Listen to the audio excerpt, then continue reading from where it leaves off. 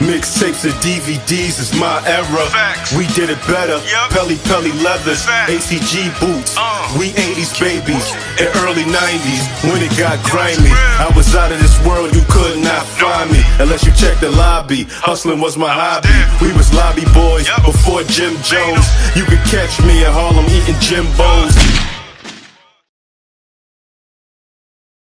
Now in 2014, Bobby Shmurda and Rowdy Rebel of GS9 was the two hottest rappers in the game without a doubt. Bobby Shmurda will witness overnight success with the Hot record, which sparked Rowdy Rebel's Smutty Dance record and helped put GS9 on the map. But there were two other artists in New York that was hot at the time as well, but they were building their career from the ground up, and that was Chinx Drugs and Troy Ave. Now these two both was hot at the time, so it was kind of like a toss-up on who was the hottest in the city. Now these two music career really started to take off around in 2010, 2011, when they started to put out mixtapes that had big impact. You know, Troy Ave had Bricks in My Backpack, and Chinx had the whole Cocaine Riot mixtape series. So it was basically preference. If you want to hear that drug talk, then you're going to run with Troy Ave.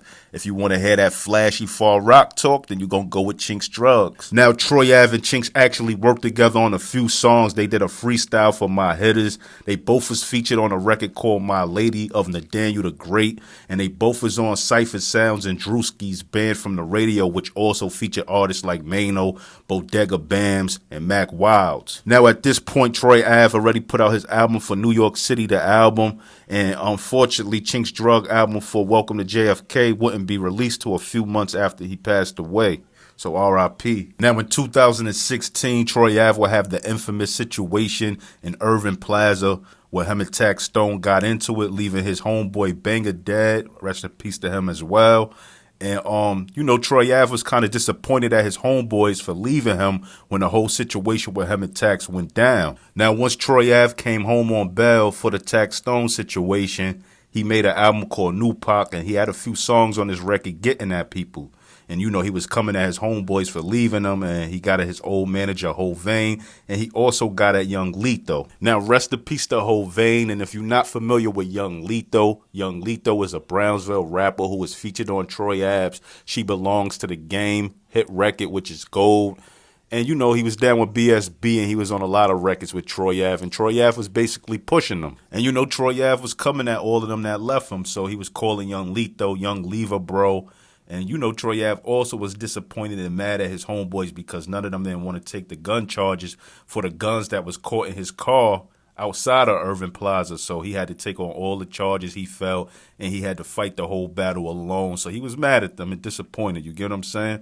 Now, Young Letho did a few interviews coming back at Troy Ave, and, you know, he just was defending himself and defending his name. But he also took it to Twitter to come at Troy Ave and said, R.I.P. Chinx. I remember when he choked Troy Ave backstage at 106 for subbing him. I knew he was official then. Now, he goes on to say, all the things I know, I still been silent, though. I wasn't over there and security broke it up real quick. If you've been in that building, then you know it's like 10 ninjas with suits. So I guess he's saying like the reason he couldn't get involved or didn't get involved because when it happened, security broke it up so quick.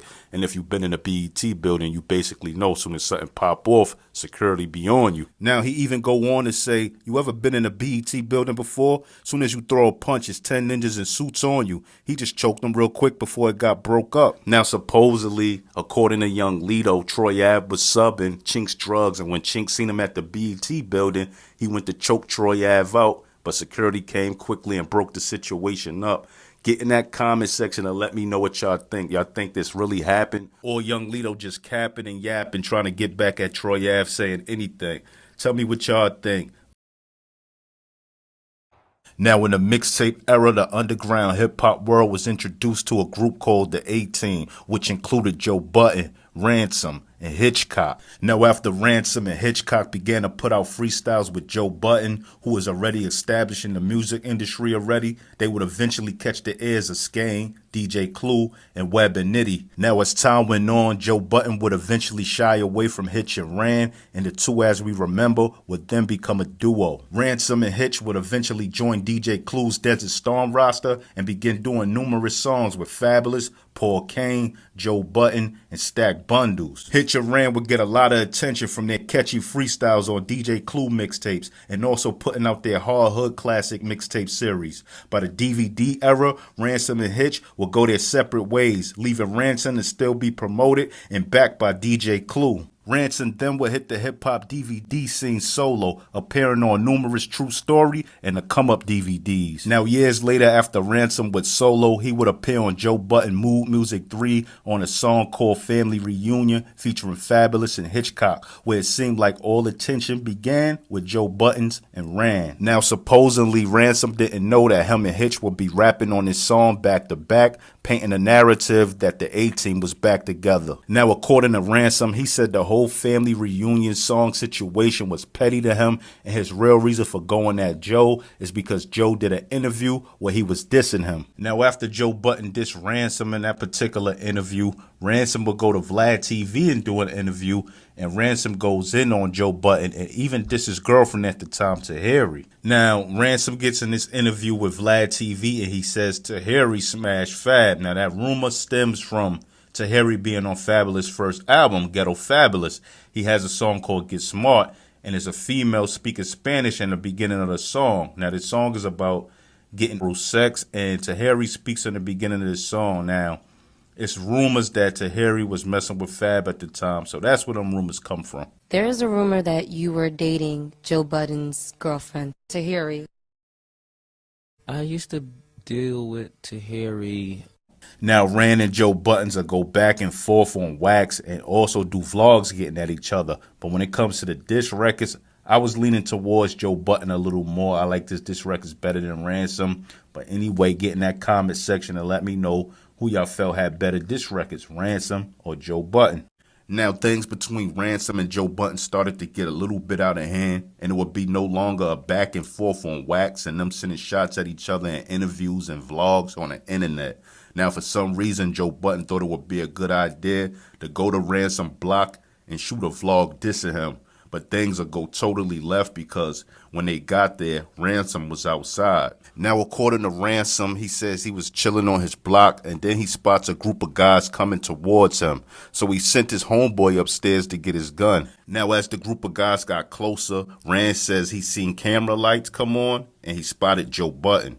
So he said he laughed to himself and walked over. Words was exchanged with him and one of Joe's homeboys, and his homeboy tried to attack Rand, which led to somewhat a physical altercation. Now, according to Ransom, one of Joe's homeboys reached like he had a gun, so Ransom began to fire a few shots at him. But Joe Buttons remembered the whole situation totally different. According to Joe Budden, he says they came to Ransom block, ended up beating him up. He ran upstairs to go get his gun, and when he came back outside, he shot shots in the air.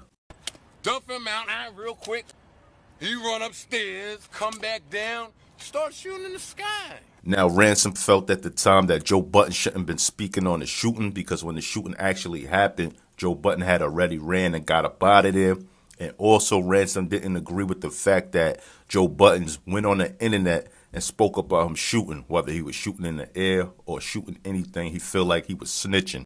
How y'all say that on the internet? When I bang, that's some snitch. Like, you don't do that.